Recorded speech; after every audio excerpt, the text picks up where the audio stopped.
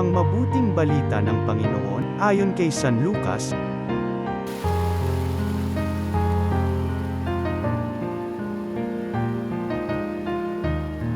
Dumating ang oras ng panganganak ni Elizabeth, at nagluwal siya ng isang sanggol na lalaki.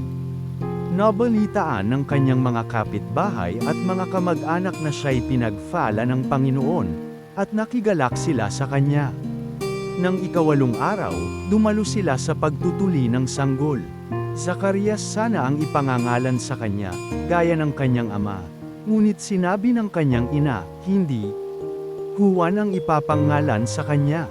Subalit wala isa man sa iyong mga kamag-anak ang may ganyang pangalan, wika nila. Kaya't hinudyatan nila ang kanyang ama at itinanong kung ano ang ibig niyang itawag sa sanggol. Humingi siya ng masusulatan at sumulat ng ganito. Juan ang kanyang pangalan. At namangha silang lahat.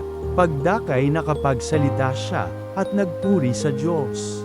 Natakot ang lahat ng kanilang kapitbahay, anupat naging usap-usapan sa buong kabululan ng Judea ang mga bagay na ito. Pinakaisip-isip ito ng lahat ng nakaalam at ang kanilang tanong. Magiging ano kaya ang batang ito? Sapagkat maliwanag na suma sa kanya ang Panginoon. Lumaki ang bata at naging malakas ang kanyang espiritu. Siya'y tumira sa ilang, hanggang sa araw na magpakilala siya sa Israel.